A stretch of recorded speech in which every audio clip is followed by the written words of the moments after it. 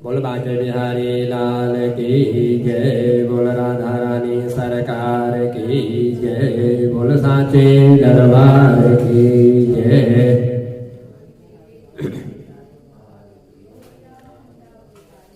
ऋषि मुनियों ने सूत जी से प्रश्न पूछा कि हे सूत जी महाराज, कृपया करके ये जो परम पवित्र कार्तिक मास है, इस कार्तिक मास में जो तुलसी का वृक्ष है, उस तुलसी के वृक्ष की महिमा और उसका महात्म्य, उसका जो पुण्य फल प्राप्त होता है मनुष्य को, सो कृपया करके उसका वर्णन आप हमको श्रवण कराने की कृपा कीजिए। सूत जी ने कहा कि हे ऋषि मुनियों, आपने जो प्रश्न मुझसे पूछा हुआ है, एक समय यही प्रश्न जो है राजा पृथु ने देवर्षि नारद मुनि से भी किया था, और जो देवर्षि नारद मुनि को उन्होंने इस प्रश्न का उत्तर दिया था, वही मैं आज आपको श्रवण कराता हूं। स्वाब एकाग्र चित्त होकर के इसका श्रवण कीजिए।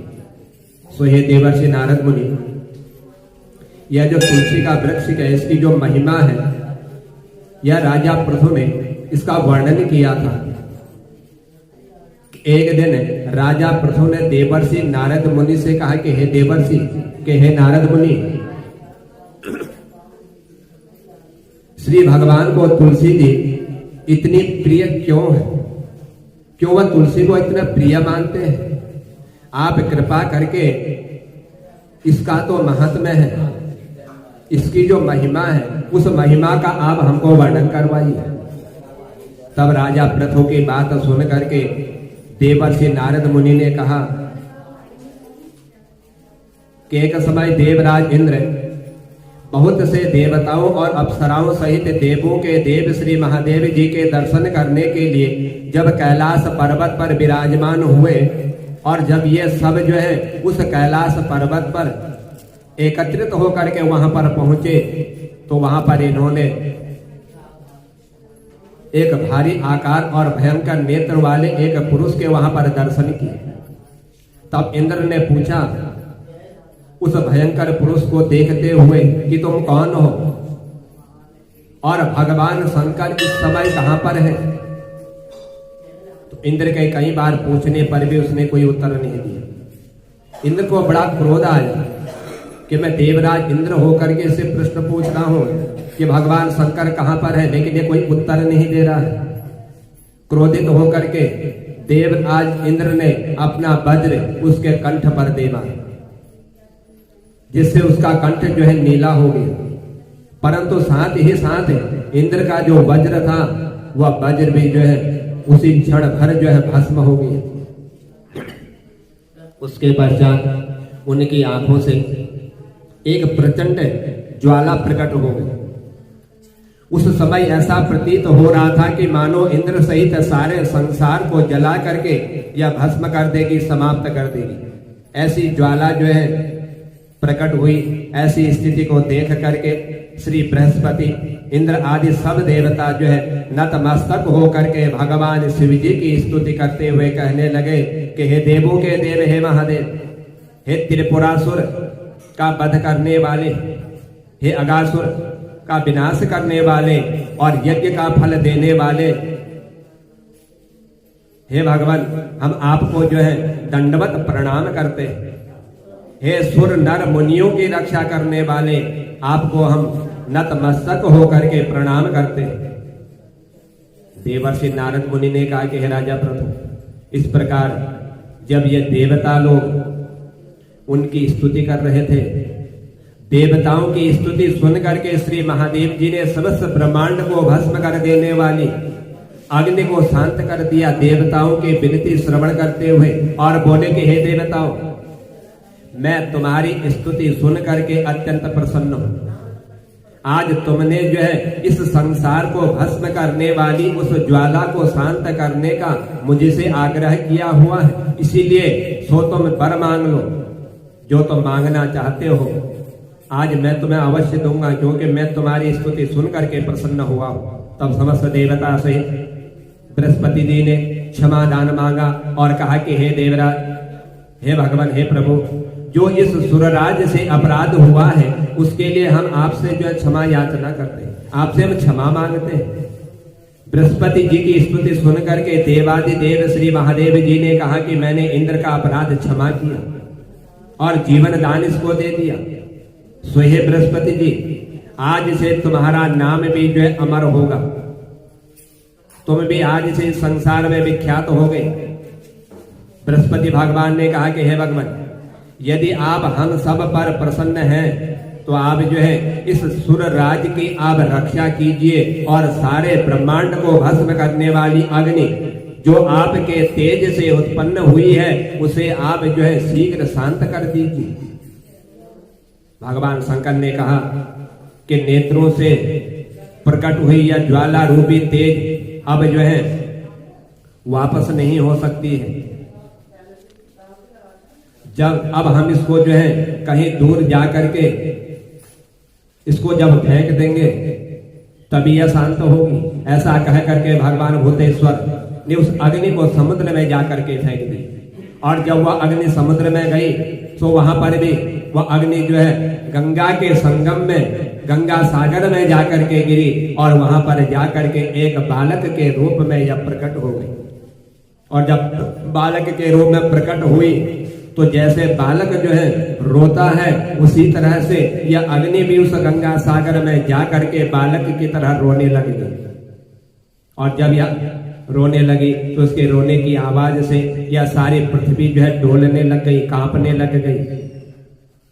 सातों द्वीप जो है बहरे हो गए।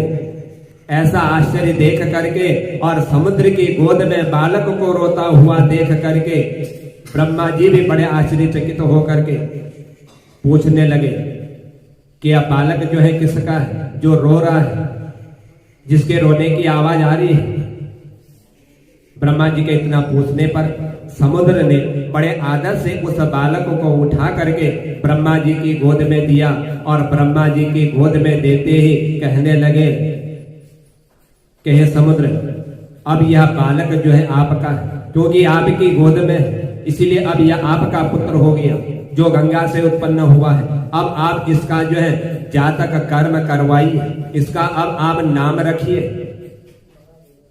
फिर उस बालक ने जब ब्रह्मा जी की गोद में पहुंच गया, ब्रह्मा जी ने इस बालक को जब अपने गोद में लिया तो यह बालक जो है जन्म से ही बड़ा उजंड स्वभाव का था। इसने ब्रह्मा जी के गोद में जाते ही ब्रह्मा जी की दाढ़ी को जो है पकड़ने लग गया, मरोड़ने लग गया, जिसके कारण ब्रह्मा जी को बड़ा क्रोध भी आया, उनको दर्द होने लगा और उनकी आंखों से जो है आंसू भर आए।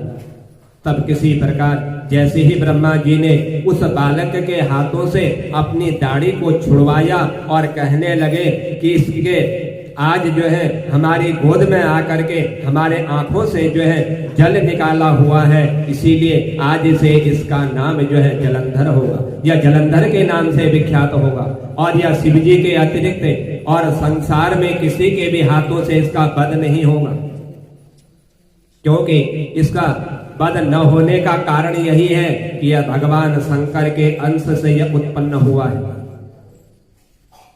जब इस तरह से ब्रह्मा जी बात कर रहे थे तो यह सुनते ही वह युवा हो गए।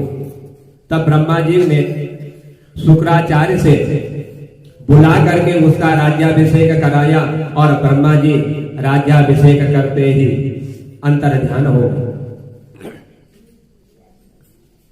तब जो है सिंधुराज ने जो काल नेमी की जो पुत्री थी वृंदा, उस वृंदा के साथ जो है इस जलंधर का विवाह कार्य संपन्न करने का प्रस्ताव लेकर के पहुंच गए, क्योंकि वृंदा जो है बड़े सुंदर थी। और इसका प्रस्ताव लेकर के जब पहुंचे, सब बात बतलाई, तब जाकर के उस वृंदा का विवाह जो है इस जलंधर के साथ संपन्न हो गया। यह वृंदा सारे ब्रह्मांड में प्रथम सती और पवित्रता नारी थी। परम सुंदर पत्नी को पा करके यह जलंधर जो है बड़ा प्रसन्न हुआ और आनंद से दिन व्यतीत करने लगे। जब यह जलंधर अपने घर में प्रवेश करता। घर में प्रवेश करते ही यह वृंदा स्वयं जो है अपने हाथों से इसको पंखा लगाती, इसके पैर धोती, इसका मान सम्मान करती। इस प्रकार यह जो है अपने पति को नारायण समझ करके या उनकी सेवा किया करने लगी, क्योंकि वह पतिव्रता स्त्री थी। पति में ही भगवान के रूप को देखा करती थी और इसी तरह से अपने पति की वह सेवा कर रही थी। देवर्षि नारद मुनि ने कहा कि हे राजा प्रभु, जो पतिव्रता स्त्री होती उनके जो लक्षण होते वह लक्षण आप श्रवण कीजिए। जो पतिव्रता स्त्री होती है वह अपने पति के सुख और दुख में और पति के सुख में सुखी रहती है, दुख में दुखी रहती है। और पतिव्रता स्त्री जो है पति के परदेश जाने पर विरह वेदना का अथाह दुख सहन करती है और पति के मृत्यु हो जाने के बाद वह पतिव्रता स्त्री जो है उसके साथ ही सती हो जाती है। अपने पति के पाप और पुण्य के आधे की भागीदारी जो है पतिव्रता स्त्रियां होती है, चाहे वह पाप करे या पुण्य करे, उसका आधा भाग जो है प्राप्त अवश्य होता है। इसलिए स्त्री अर्धांगिनी के रूप में उसको जाना जाता है। अपने पति के पाप और पुण्य को आधा आधा बांटने वाली स्त्री को निश्चय ही अपने पति के मृत्यु हो जाने के पश्चात उसके साथ जो है सती हो जाना चाहिए। और यही जो है पतिव्रता स्त्री का जो है परम धर्म है।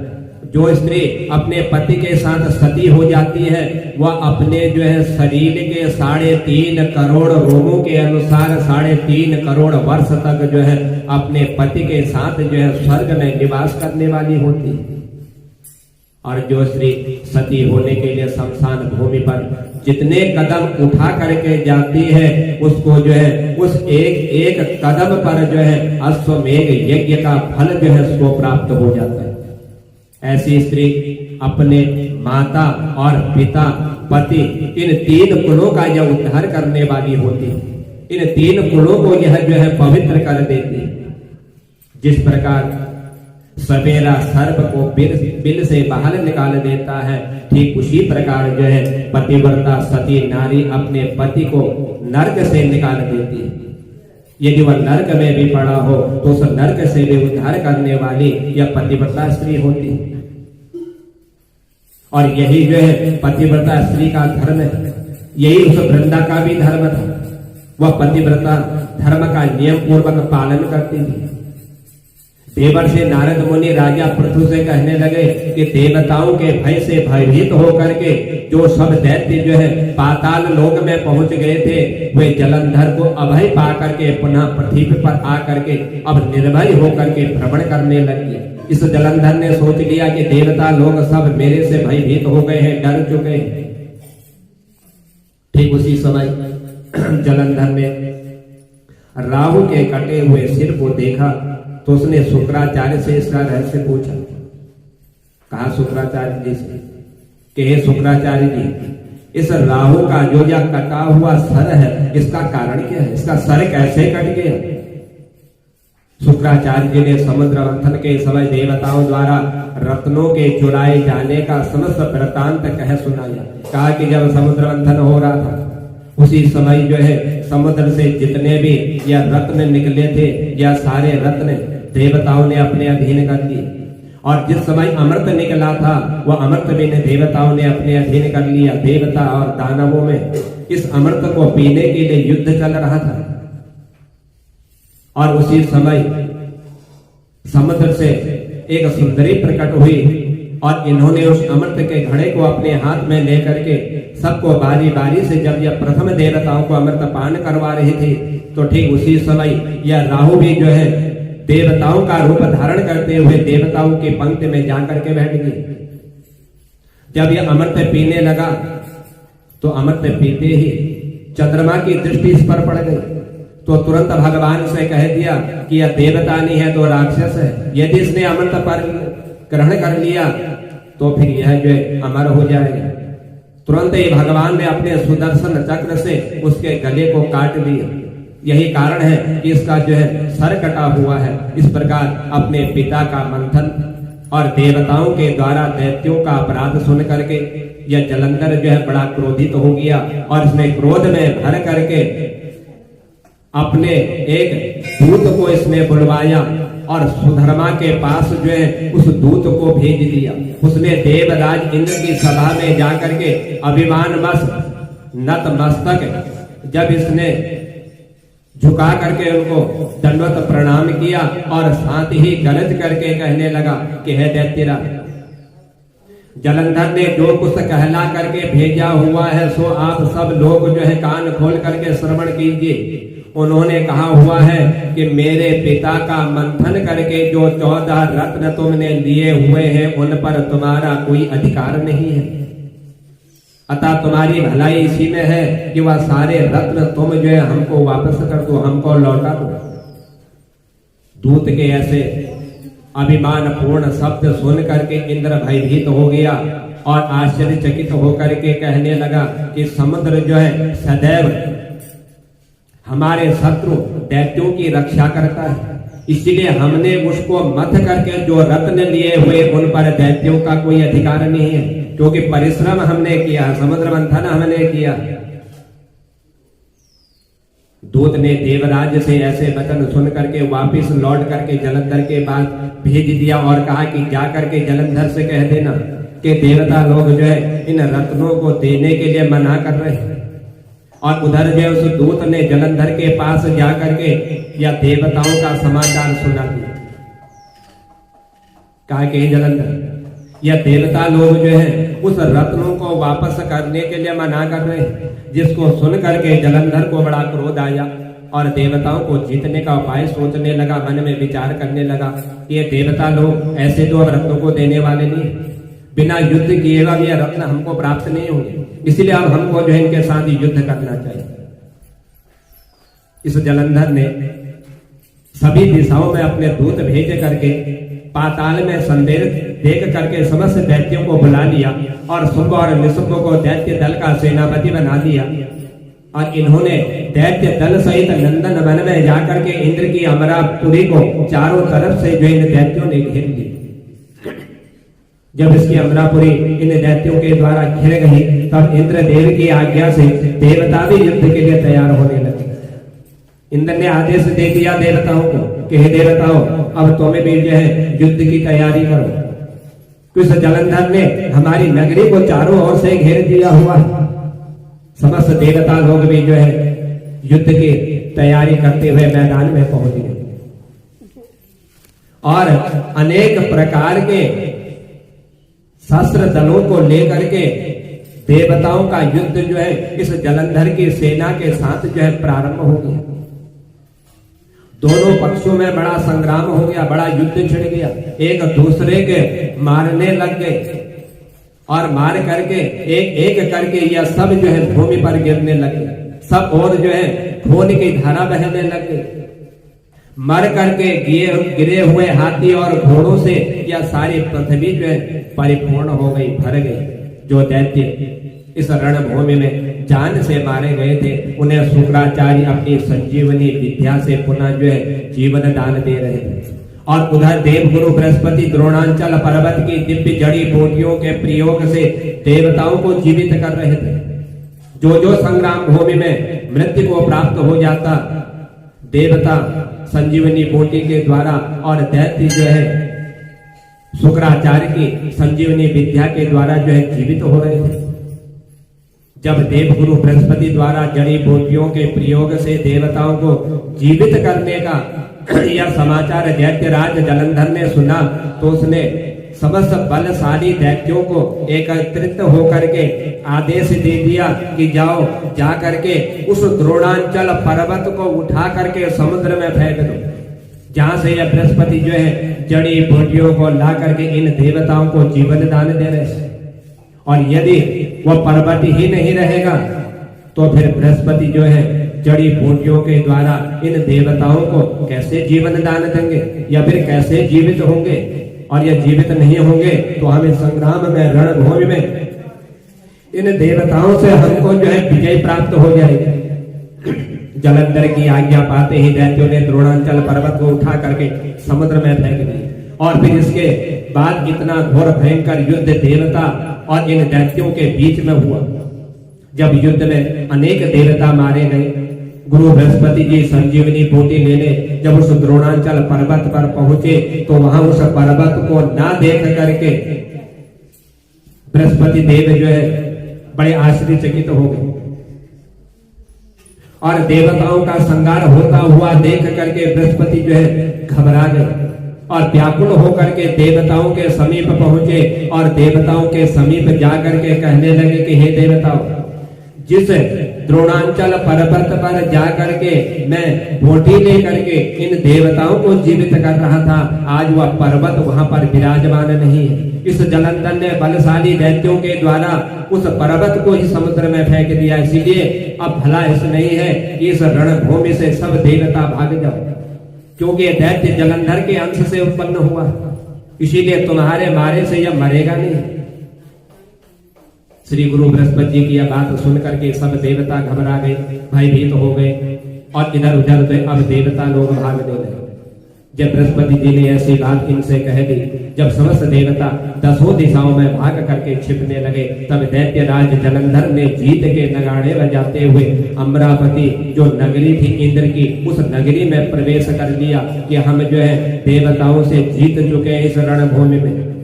उस नगर में यह पहुंच गए, इंद्र की अमरावती में। सब देवता भयभीत होकर के सुमेरु पर्वत की जो कंदराएं, जो गुफाएं थी, उन गुफाओं में जाकर के छिप गए। देवताओं के भाग जाने पर इंद्र की राजधानी अमरावतीपुरी शुभ और निशुभ के अधिकार में सौंप करके यह जलंधर जो है, जो देवता रणभूमि से भाग चुके से लापता हो चुके थे, उन देवताओं का पीछा करने के लिए यह जलंधर जो है सुमेरु पर्वत की ओर इसने प्रस्थान किया। इंद्र आदि सब देवता दैत्य राज जलंधर को अपनी ओर आता हुआ देख करके भगवान विष्णु की स्तुति करने लगे और नतमस्तक होकर के विनीत भाव से भगवान से कहा कि हे भगवान, कि हे प्रभु, आप जो है इस संसार में सबकी रक्षा करते हैं। आपने अपने भक्तों की भी रक्षा की हुई, अनेक प्रकार के आपने जो है रूप धारण किए हुए। उन रूप धारण करने पर जैसे जैसे भक्त आप लोगों की आराधना करते हैं, वैसे ही आप उन सारे भक्तों के कष्ट और दुख को मिटाने वाले और सारे सृष्टि का पालन और संसार करने वाले स्वयं आप ही हैं। शंख चक्र गदा और पद्म को धारण करने वाले हे भगवान, हे प्रभु, आपको हम दंडवत प्रणाम करते हैं। हे लक्ष्मी के साथ निवास करने वाले और दैत्यों का नाश करने वाले, पीतांबर को धारण करने वाले, आप जो है इस जलंधर नामक दैत्य से पीड़ित समस्त संतापों को हरने वाले और इंद्र सूर्य दो नेत्रों वाले, आपको दंडवत प्रणाम है। इस तरह से यह देवता लोग जो है भगवान की स्तुति कर रहे थे। तो देवर्षि नारद मुनि ने कहा कि हे राजा प्रथु, यह जो भगवान का संकट नाशक या जो स्त्रोत है, इस संकट नाशक स्त्रोत का जो व्यक्ति पाठ कर लेता है तो भगवान के द्वारा उसके सारे संकट जो है दूर हो जाते हैं, उनके समस्त संकटों का जो है नाश हो जाता है। सो हे राजा प्रथु, भगवान विष्णु जब देवताओं की इस प्रकार की स्तुति इन्होंने श्रवण करी और उनके महान दुख को देख करके शीघ्र ही जो है भगवान उठ करके गरुड़ पर सवार होकर के जाने लगे। तो महालक्ष्मी उनकी पत्नी ने पूछ ली कि प्रभु, आप इतनी जल्दी में गरुड़ पर सवार होकर के कहां प्रवेश कर रहे हो, कहां जा रहे हो? अपनी पत्नी महालक्ष्मी की ऐसी वाणी को सुन करके भगवान विष्णु ने उत्तर दिया कि तुम्हारे भाई जलंधर के भय से भयभीत इन पीड़ित देवताओं की सहायता करने के लिए जा रहा हूं। तुम्हारे भाई ने जो इन देवताओं को बड़ा भयभीत कर दिया, सारे देवता तुम्हारे भाई के भय से भाग चुके हैं, गुफाओं में छिप चुके हैं और यह तुम्हारा भाई जलंधर जो है उनका पीछा करने के लिए जा रहा है।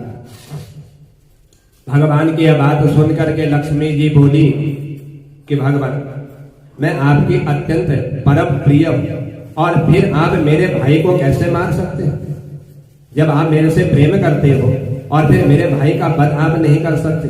भगवान ने कहा कि शंकर से उत्पन्न और ब्रह्मा जी के वचन के कारण हम जलंधर को वहां पर जाकर के मारेंगे नहीं, हम इसका वध नहीं करेंगे, क्योंकि यह जो है भगवान शंकर के अंश से जो है इसकी उत्पत्ति हुई है। लक्ष्मी को ऐसा समझा करके शंख चक्र और खड्ग हाथ में लेकर के जलंधर से युद्ध करने के लिए भगवान ने प्रस्थान किया। जिस समय भगवान युद्ध करने के लिए युद्ध भूमि में पहुंचे तो बहुत से दैत्य जो है उस रणभूमि में भगवान के गरुड़ के पंखों के द्वारा जो है मृत्यु को प्राप्त हो गए। इतने वेग से गरुड़ उड़ रहा था कि उनके पंखों के समीप जो भी दैत्य आता वह जो है मृत्यु को प्राप्त हो जाता। पवन से पीड़ित दैत्यों को देख करके यह जलंधर जो है अत्यंत क्रोधित हो गया और क्रोधित होकर के यह स्वयं जो है रणभूमि में भगवान के सम्मुख युद्ध करने के लिए उपस्थित हो गए। उस समय जलंधर और भगवान इन दोनों में जो है उस रणभूमि में घोर युद्ध प्रारंभ हो गई। तो समय बाणों से आकाश ढक गया। भगवान विष्णु ने जलंधर के रथ की ध्वजा छत्र बाण सब काट डाले और रथ में सब घोड़ों को मार डाला। यह देख करके जलंधर ने गरुड़ के मस्तक पर एक गधा मारी, जिससे वह गरुड़ जो है मूर्छित हो गया। तब भगवान विष्णु ने अपनी तलवार से जलंधर की गधा को काट दिया। जिस गधा से उस जलंधर ने उस गरुड़ के सर पर जो है प्रहार किया था। उसके बाद भगवान और इस जलंधर में उस रणभूमि पर अब जो है मल्ल युद्ध हाथों के द्वारा युद्ध हो गया। अब हथियार एक दूसरे के पास नहीं थे, तो जलंधर ने भगवान विष्णु की छाती पर जो ही एक मुक्का मारा तो जलंधर और भगवान के घोर युद्ध को देख करके उस समय जो है यह सारा ब्रह्मांड जो है भयभीत हो गया, कांपने लग गया, पृथ्वी कांप गई एक ही प्रहार से। तब भगवान विष्णु ने कहा कि हे दैत्यराज, तुम्हारा और हमारा युद्ध यह ठीक नहीं है। हम दोनों में युद्ध जो है अब नहीं होना चाहिए, क्योंकि तुम जो है लक्ष्मी के भाई हो और लक्ष्मी जो है मेरी पत्नी है और मैं तुम्हारा वध नहीं कर सकता। तब जलंधर ने कहा कि यदि आप मेरे से प्रसन्न हैं, यदि मेरे से खुश हैं, तो मैं आपको एक वरदान आपसे मांगता हूं, आप मुझे वह वरदान दीजिए। जब आपने मुझसे युद्ध ही नहीं करना है और मैं आपकी पत्नी का मैं भाई हूं, और प्रसन्न होकर के मुझे यह वर दीजिए कि आप लक्ष्मी और गरुड़ सहित मेरे घर पर निवास करेंगे। जो ही जलंधर ने भगवान से यह वर मांगा, यह सुन करके भगवान विष्णु लक्ष्मी और गरुड़ सहित उनके यहाँ पर रहने का वचन दे करके इन्होंने प्रस्थान कर दिया। भगवान चले गए। तब जलंधर समस्त देवताओं के स्थान पर दैत्यों की नियुक्ति करके जलंधर नगर में निवास करने लग गया। देवताओं, गंधर्वों, किन्नर आदि जितने भी रत्न इन देवताओं के पास थे, यह सारे रत्न इस जलंधर ने जो है छीन करके अपने अधीन कर लिया, इन पर अपना अधिकार जमा लिया। जो निशुम्भ नाम का दैत्य था बलशाली, इसको जो है शासन करने के लिए पाताल लोक में इस जलंधर ने भेज दिया और वहां पर यह निशुम्भ जो है शेष आदि नागों को इसने जो है अपने बस में कर दिया। तो इस प्रकार जलंधर यक्ष, किन्नर, गंधर्व और मनुष्य सबको जो है अपनी प्रजा बना करके पुत्र के समान जो है धर्म की नीति के अनुसार उनका पालन करता हुआ त्रिलोकी में तीनों लोकों में इसने जो है शासन करना प्रारंभ कर दिया। देवर्षि नारद मुनि ने राजा पृथु से कहा कि हे राजा, इस तरह से यह जलंधर जो है जब भगवान से वर मांग करके सब जगह तीनों लोकों में इसने जो अपना अधिकार स्थापित कर दिया, तो उस समय तीनों लोक में इस जलंधर का ही अधिकार था। उसके राज लक्ष्मी वैभव को देखने के लिए हम जो है उस समय उस जलंधर के स्थान पर पहुंच गए, जहां पर जलंधर तीनों नगरों में निवास कर रहा था। जलंधर ने हमारे वहां पर पहुंचने पर हमारा बड़ा आदर सत्कार किया, हमारा मान सम्मान किया। फिर भक्ति भाव से और श्रद्धा पूर्वक पूजन करके विनती करके कहने लगा कि हे महाराज, कहिए आज आपका मेरे इस नगर में किस कारण, किस अभिप्राय से आपका आगमन हुआ है और मेरे लिए कौन सी आज्ञा है, सो तो मुझे वह उपदेश दीजिए। ऐसा उस जलंधर ने हमारा मान सम्मान करते हुए यह प्रश्न हमसे पूछा। तो उनके पूछने पर हमने तुरंत ही इस दैत्य राज को कैलाश पर्वत का सारा हाल बतला दिया। हमने कहा उस जलंधर से कि उस कैलाश पर्वत पर जहां पर भगवान शंकर विराजमान रहते, उस कैलाश पर्वत पर पार्वती सहित भगवान शंकर और उनका वैभव देख करके मैं बड़ा चकित हो गया। जब कैलाश पर्वत पर मैं गया हुआ था, या तीनों लोगों का भ्रमण करते हुए मैंने यहाँ पर आकर के आपकी स्मृति देखी हुई, मैंने आपका यह नगर भी देखा हुआ है। आपके और शिव की समृद्धि और वैभव में किस प्रकार का कोई अंतर मुझे नजर नहीं आता। दोनों का वैभव एक समान है। जैसा भगवान शंकर का वैभव है वैसा ही तुम्हारा भी है। लेकिन हे जलंधर, एक बात मैं आपको बतलाऊं, केवल तुम्हारा वैभव तो भगवान शंकर के समान है, लेकिन तुम्हारे यहाँ पर कोई स्त्री रत्न नहीं है, कोई स्त्री तुम्हारे इस महल में नहीं है। कामदेव के शत्रु राग रहित अंग पर भस्म लेपन करने वाले शिव जी के पास स्त्री रत्न के रूप में श्री पार्वती जी उस कैलाश पर्वत पर उनके साथ जो है विराजमान है। और तुम्हारे इन तीनों महलों में कोई भी ऐसी स्त्री नहीं है जो सब पार्वती का जो है सामना कर सके। कि तुम्हारे इस महल में अनेकों सुंदर से सुंदर दासियां हैं, स्त्रियां हैं, परंतु उसमें कोई भी मुझे ऐसा नहीं दिखाई देता जो मां पार्वती की जो है तुलना जिससे की जा सके। इसीलिए आपका और भगवान शंकर के इन महलों में बस यही एक जो है अधूरा वैभव रह गया है। तो स्त्री रहित अधूरा वैभव को देख करके निश्चित ही भगवान शंकर के समान सारे ब्रह्मांड में किसी का कोई वैभव नहीं। उनके पास एकमात्र पार्वती ऐसी स्त्री है जिसको देख करके ब्रह्मा जी ने अनेक अप्सराएं उत्पन्न कर दी, अनेकों अप्सराओं को इस पृथ्वी पर जो है जन्म दे दिया, परंतु पार्वती के समान कोई भी अप्सरा नहीं बना पाई। वह इतनी सुंदर है। देवर्षि नारद मुनि ने कहा कि हे राजा, मैं तो केवल इतना ही कह करके जलंधर से यह समाचार दे करके वहां से चला गया। यही बात मैंने जलंधर से कही, परंतु पार्वती जी की अपूर्ण सुंदरता की बात सुन करके जलंधर जो है कामदेव के ज्वर से पीड़ित हो गया। और उसी समय राहु को बुला करके इस जलंधर ने आदेश दिया कि जाओ, जा करके उस कैलाश पर्वत पर जहां पर भगवान शंकर अपनी पत्नी पार्वती के साथ विराजमान है, उनके पास जाकर के हमारी आज्ञा उनको सुनाओ और कह दो कि त्रिलोकी के राजा स्वयं पराक्रमी जलंधर की आज्ञा है कि 3 लोक और सब रत्नों के स्वामी के अतिरिक्त शमशानवासी, शमशान में रहने वाला, नरमंडों की माला को धारण करने वाला, शरीर पर भस्म को लगाने वाला, यह पार्वती जैसी परम सुंदर स्त्री इनके पास शोभा नहीं देती। यह तो हमारे पास होनी चाहिए, क्योंकि पार्वती स्त्री रूप रत्न है। यह मेरे ही पास शोभायमान हो सकती है। दैत्यराज जलंधर की आज्ञा सिर पर धर करके राहु ने उसी समय चंद्रमा के समान उज्जवल उस कैलाश पर्वत पर पहुंच गया और अपनी भयानक दृष्टि से दिव्यमान उस सुंदर कैलाश पर्वत को इसने ऐसी दृष्टि डाल दी कि वह सारा कैलाश पर्वत जो है काले रंग का हो गया, उसको काला कर दिया। भगवान शंकर के जो द्वारपाल विराजमान थे नंदी, उस नंदी ने इस राहु को रोक लिया और भगवान शंकर के सम्मुख उपस्थित किए जाने पर इसने पूछा कि तुम जो अंदर नहीं जा सकते, क्योंकि तुम्हारी दृष्टि से ही यह सारा पर्वत जो है काला हो चुका है। और उस समय जो है भगवान शंकर के उस नंदी गण को इस राहु ने जलंधर का उपदेश सुना दिया, उनकी आज्ञा सुना दी। राहु की यह बात सुनते ही शंकर की दोनों भ्रुकुटियां कमान के समान तन गई। क्रोधित हो गए भगवान शंकर और उनके भाव में से एक अत्यंत भयंकर पुरुष उत्पन्न हुआ, जो सिंह के समान मुंह वाला, लाल लाल अग्नि के समान विकलाल नेत्र वाला, उनके सारे शरीर पर बड़े बड़े बाल खड़े हुए थे। उत्पन्न होते ही वह विकराल भयंकर मुख फैला करके राहु को खाने के लिए आगे बढ़ा। तो यह राहु जो है उसको देख करके बड़ा भयभीत हो गया, यह डर गया।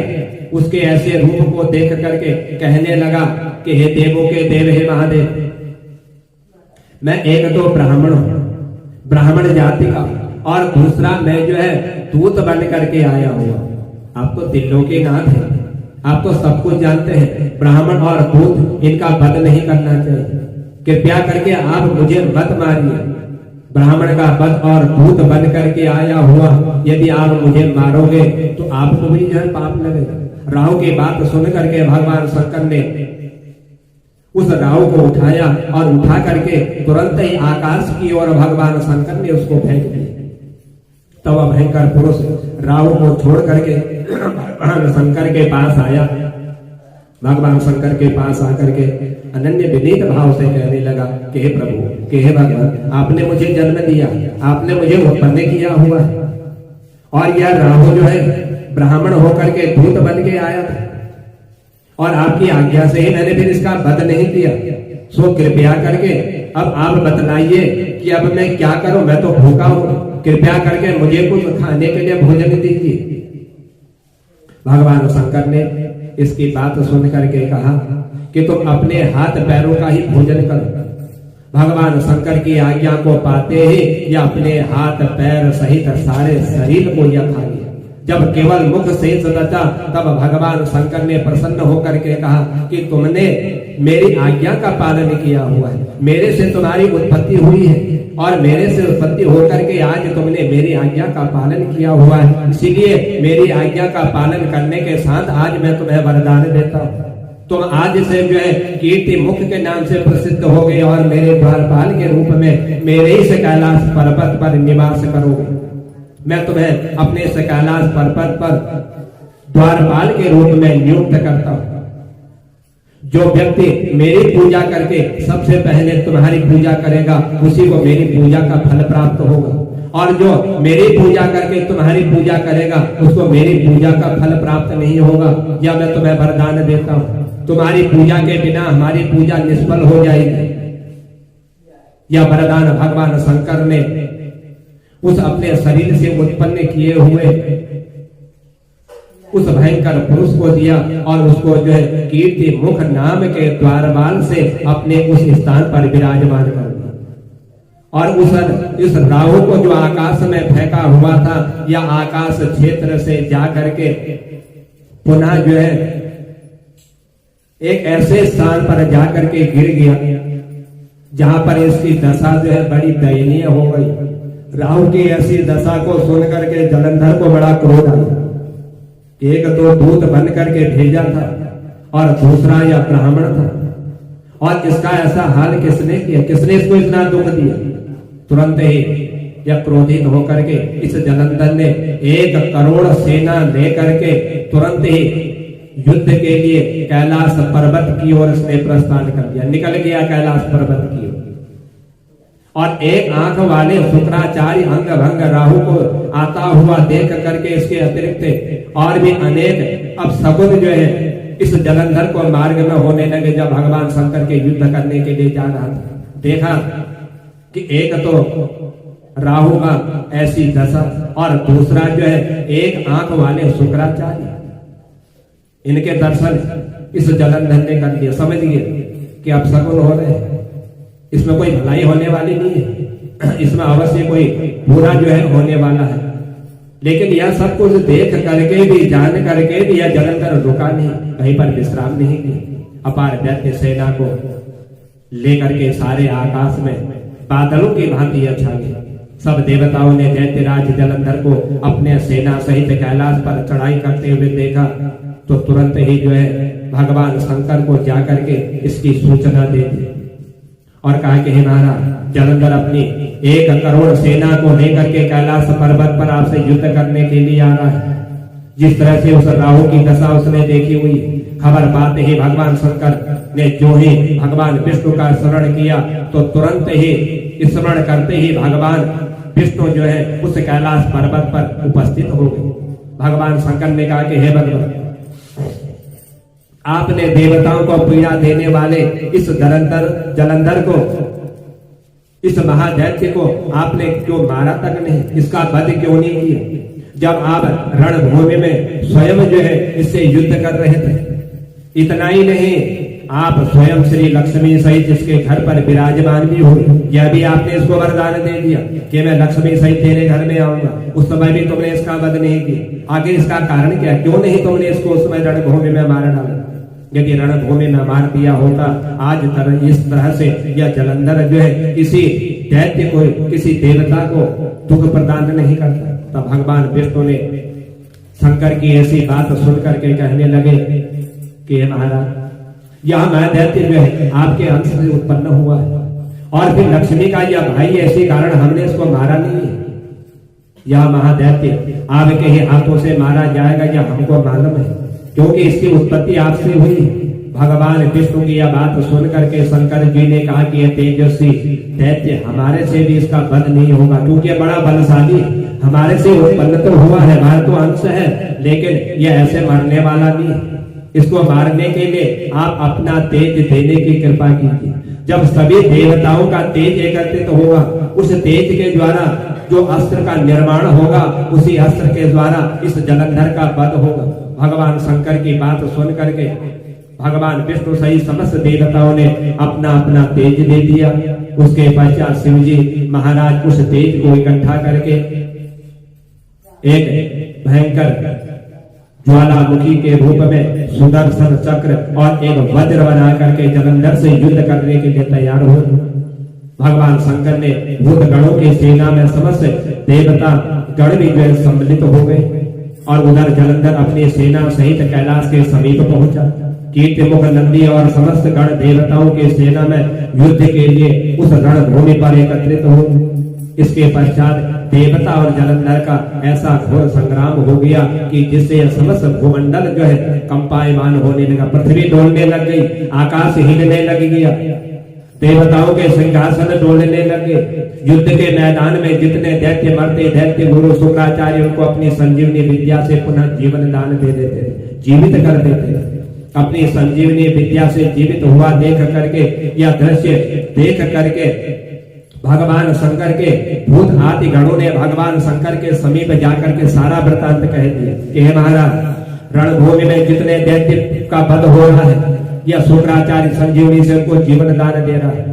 तब शिव जी ने कंदरा के समान एक मुख वाली महाभयंकर ताल गंगा नाम की एक राक्षसी को उत्पन्न कर दिया।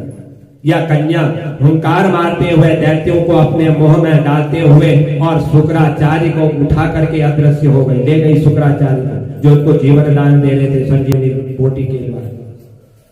यह सब देख करके भगवान शंकर के गण जो निर्भय हो गए, और निर्भय होकर के दैत्य सेना को पूरी उनके साथ युद्ध करने लगे, पूरी तरह से उनको मारने लगे। गणों के इस मार्ग से व्याकुल होकर के दैत्य सेना भागने लगी। दैत्य सेना को इस प्रकार भागता हुआ देख करके जलंधर के सेनापति शुंभ निशुंभ और काल नेमि ने आगे बढ़ करके इस दैत्य सेना पर आक्रमण कर दिया। अब देव सेना और दैत्यों के मार से विचलित हो करके तब गणेश शुंभ इन्होंने भी जो है इस दैत्य सेना पर घोर संग्राम जो है प्रारंभ कर दिया। इनके अभी जो है इन दैत्य सेना के साथ जो है युद्ध प्रारंभ हुआ। तो इस तरह से दैत्यों को पराजित हुआ देख करके स्वयं अब जलंधर जो है उस रणभूमि पर पहुंच गई। उसे देख करके देव सेना की ओर से वीरभद्र जलंधर ने इन दोनों में युद्ध हुआ, एक दूसरे पर प्रहार करने लगे। और जब एक दूसरे पर प्रहार कर रहे थे तब जलंधर ने क्रोधित होकर के अपना परिघ उस पर दे मारा, जिससे उस रथ की ध्वजा कट गई। और फिर देव सेना भयंकर बाण वर्षा करके इन सब में जो है जलंधर ने भगदड़ मचा। अपनी सेना की यह दशा देख करके स्वयं भगवान शंकर बड़े आश्चर्यचकित हुए, बैल पर विराजमान हुए और युद्ध क्षेत्र में पहुंच गए। और इन्होंने तीव्र बाणों की वर्षा प्रारंभ कर दी। भगवान शंकर के बाणों के प्रहार से दैत्य सेना जो है इधर उधर भागने लगी। देवर्षि नारद मुनि कहते हैं कि उस समय जो है भगवान शंकर और जलंधर में बाणों की ऐसी वर्षा हो रही थी, जिस बाणों की वर्षा से यह दैत्य सेना जो है रणभूमि को छोड़ करके जब भाग रही थी जिस तरह से मनुष्य जो है कार्तिक मास के विधि विधान के अनुसार व्रत को करके उनके फल को प्राप्त करता हुआ अपने समस्त पापों को दूर भगा देता है, उसी तरह से उस समय भगवान शंकर के बाणों के द्वारा यह सब दैत्य सेना भी जो है भागने लगी। अनेक बड़े से बड़े दैत्यों का सिर भगवान शंकर के बाणों के द्वारा कट गया और जो ही जलंधर आगे बढ़ा उसने भगवान शिव जी के रथ में जितने घोड़े रखे थे जो सारथी थे, इन सारथी को इस जलंधर ने मार गिरा। जब जलंधर खड्ग हाथ में लेकर के अब पैदल भगवान शंकर की ओर युद्ध करने के लिए जा रहा था, तो ठीक उसी समय भगवान शंकर ने तुरंत ही आगे बढ़ करके इस जलंधर पर एक मुक्के का प्रहार किया और जिससे यह दैत्य जो है विफल हो गया, व्याकुल हो गया। इस प्रकार जब जलंधर ने देखा कि शिव अजेय है, इनका कभी वध नहीं हो सकता, ये कभी मृत्यु को प्राप्त नहीं हो सकते, अजर अमर है। अब इस जलंधर ने सोचा कि भगवान शंकर से यदि मैं इस तरह से युद्ध करता हूँ और इनका जो वध होने वाला नहीं है, ये अजेय है, इसलिए इस जलंधर ने एक गंधर्व माया रचा और गंधर्व और अप्सराओं के द्वारा वह युद्ध क्षेत्र जो है भर गए। अनेक प्रकार की अप्सराएं युद्ध क्षेत्र में नृत्य करने लगे। भगवान शंकर जो है इस जलंधर की इस माया में फंस गए और तुरंत ही जलंधर ने देख लिया कि अब महादेव शंकर इस माया में फंसे हुए हैं, तो तुरंत इन्होंने भगवान शंकर का रूप धारण कर लिया जलंधर ने और पहुंच गए कैलाश पर्वत पर। जो देवर्षि नारद मुनि ने मां पार्वती के रूप का वर्णन किया था, उसको पाने के लिए पार्वती भगवान शंकर को आया देख करके खड़ी हो गई, समझ गई कि अब भगवान शंकर तो नहीं है या कोई जो है माया भी है, लेकिन फिर भी पार्वती ने खड़े होकर के जब देखा, वह तुरंत ही उस राक्षसी माया को समझ गई कि यह जो है कोई राक्षस जो है मेरे पति के रूप को धारण करे हुए इस कैलाश पर्वत पर पहुंचा हुआ है। तुरंत माता पार्वती अंतर ध्यान हो गई। तब निराश जलंधर पुनः रणभूमि में पहुंचा। उधर जलंधर के चले जाने पर पार्वती जी ने जो ही भगवान विष्णु का स्मरण किया तो वे तत्काल उपस्थित हुए और इन्होंने जलंधर को शीघ्र मारे जाने का आश्वासन दे दिया। विचार करने लगे कि जलंधर ने स्वयं ही अपनी मृत्यु का रास्ता अब बतला दिया है, अब इसकी मृत्यु जो है निश्चित है, क्योंकि इसने जो है मेरा रूप धारण करते हुए उस कैलाश पर्वत पर पहुंच गई है। अब इसका वध जो है अवश्य होगा। यह जो इसने अपने मृत्यु को ही अब अपने निकट पहुंचा दिया है। इस तरह से उसके अपने मृत्यु का रास्ता जब चुन लिया और उधर जो है माता पार्वती जब वहां से निकल करके जब कहीं दूर पहुंच गई और भगवान शंकर ने अनेकों प्रकार से अब जो है उसको मारने का उपाय यह सोचने लगे। बोल बांके बिहारी लाल की, बोल राधा रानी सरकार की, बोल साचे दरबार की। और बाकी कथा जो है कल प्रारंभ होगी। नाम की हमें मस्ती दिया करो,